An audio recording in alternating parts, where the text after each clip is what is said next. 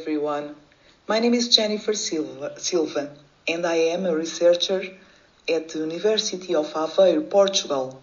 Together with my supervisors, Professors Alexandre Ventura and Diana Oliveira, I am pleased to present a study entitled Leadership Practice for Inclusion in the Context of External School Evaluation, Findings from a Portuguese Case Study. This work was funded by the Portuguese Foundation for Science and Technology within the scope of my PhD scholarship. I invite you to follow this presentation. Let us begin with the context. In Portugal, diversity in public schools has been increasing significantly and rapidly.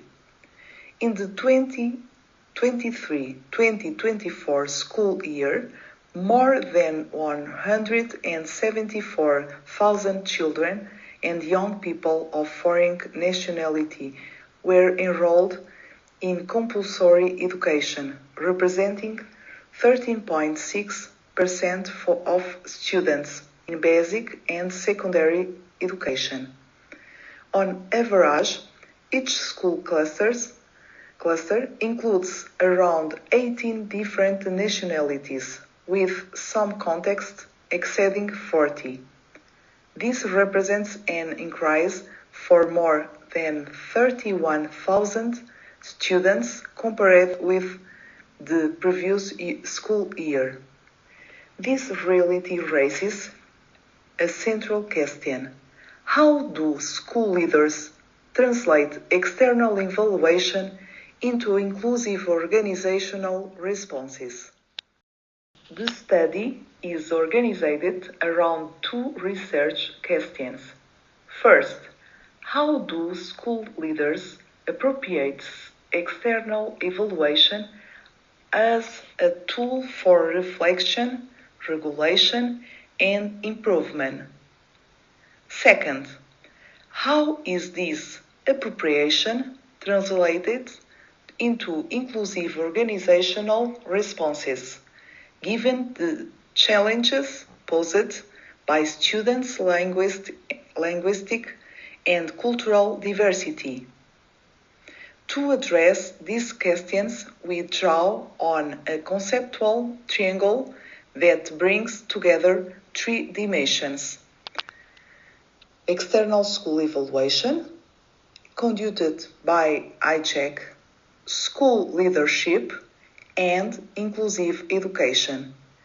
This study is therefore positioned at the intersection of these three dimensions. The study adopts a qualitative and interpretive approach, using a single embedded case study centered on a public school cluster in mainland Portugal. The empirical corpus included three main sources: the ICHEC External Evaluation Report, key institutional documents from the school cluster, and semi-structured interview conducted with 12 teachers in leadership roles between December 2024 and March 2025.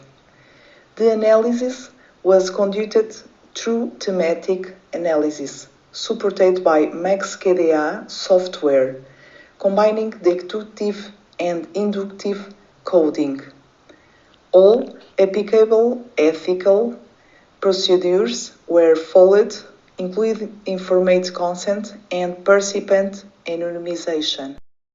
12 teachers with leadership roles participated in the study: the school cluster director and 11 coordinators of pedagogical, organizational, and inclusion support structures.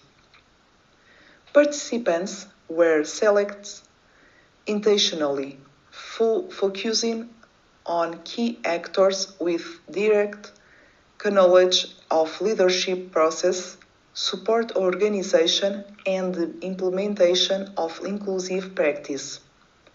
They have between 21 and 45 years of professional experience, and represented different levels of decision making and coordination.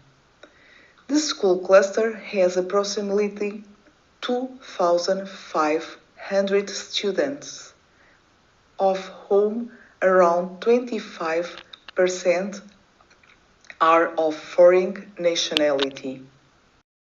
The findings were organized around four analytical dimensions: strategic, organizational, pedagogical, and community related. These dimensions help us understand how school leaders appropriate external evaluation across different levels of school action, from strategic planning to the development of educational response to diversity. I will now go through each of these dimensions in the following slide.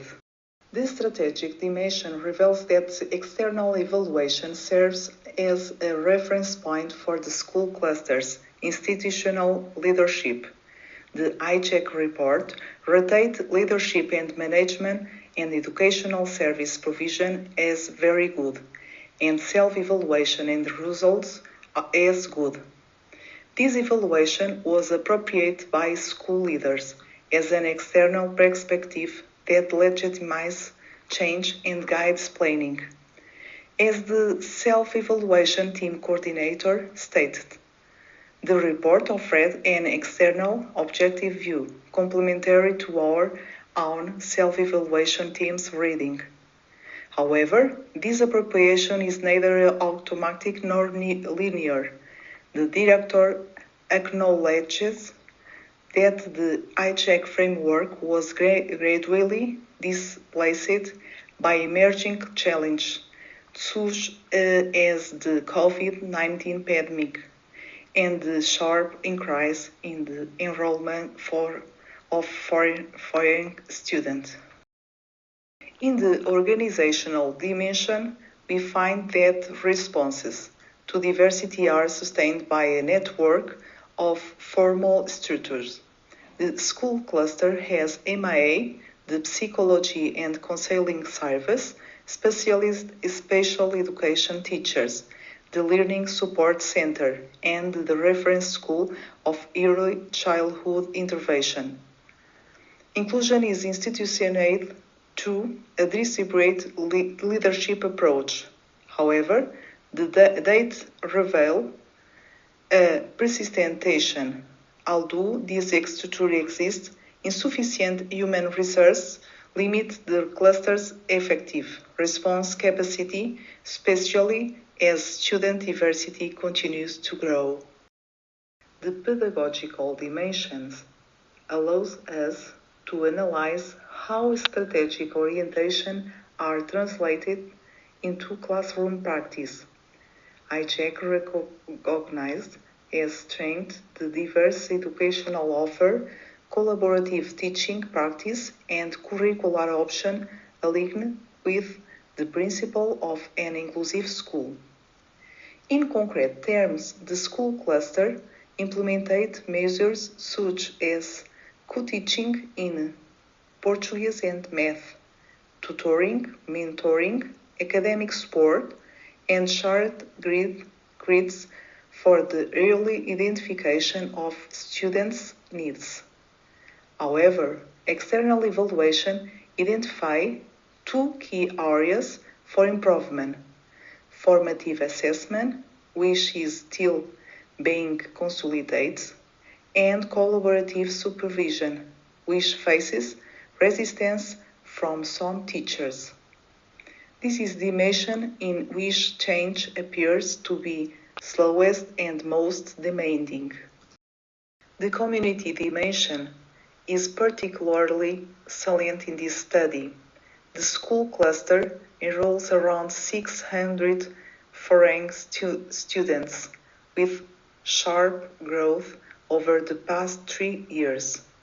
The school cluster director describes diversity and multiculturalism as our greatest challenge. The difficulties are concrete.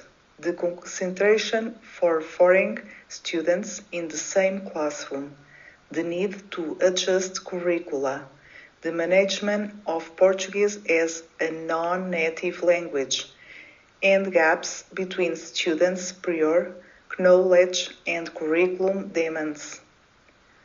In response, the cluster has implemented initiatives such as linguistic and cultural mentoring, mentors assigned by the Ministry of Education, and use of the school library as an intercultural space.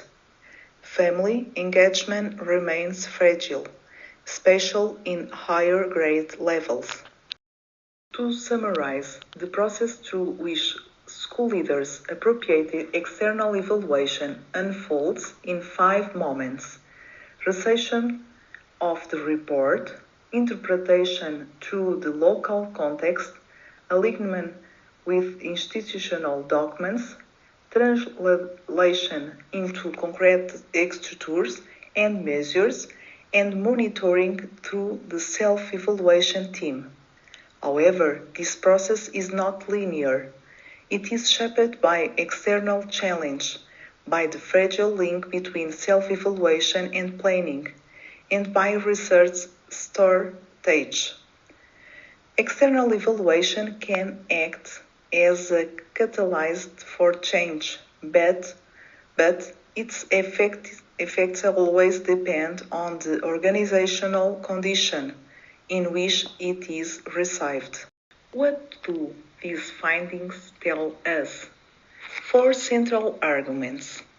First, external evaluation does not automatically translate into improvement. Its impact depends on school leaders' capacity to contextualize data and translate into action. Second, inclusion is a collective organizational process involving multiple layers of mediation. Third, linguistic and cultural diversity substantially reshapes and challenge of inclusion, introducing dimensions that external evaluation frameworks need to address more explicitly. Fourth, pedagogical change is the hardest and the slowest. It is precisely where the greatest resistance, but also the greatest potential gains, can be found. Conclusions. First, external evaluation gains its true meaning when it is appropriated by school leaders as a tool for critical reflection, shared accountability, and situate organizational transformation. Second, inclusive education is a collective construction.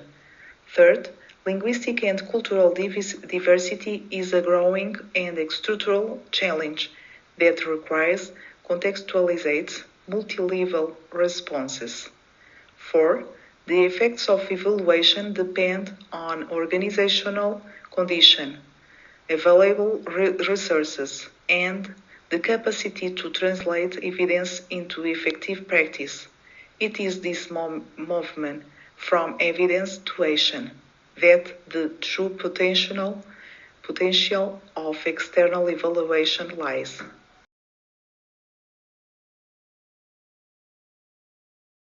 Some implications for policy and practice. I would like to close by sincerely thanking you for your attention. I also warmly invite you to read our conference paper. Thank you.